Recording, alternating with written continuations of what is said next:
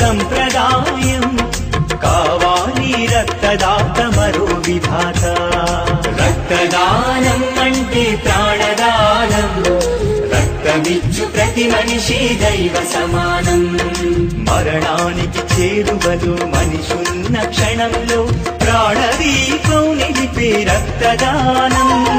రక్తదానం అంటే ప్రాణదానం, నిజాయితీ రుజువర్తని ప్రతిదాతకు ప్రధానం. రక్తదానం అంటే ప్రాణదానం, రక్తమిచ్చు ప్రతి మనిషి దైవ సమానం.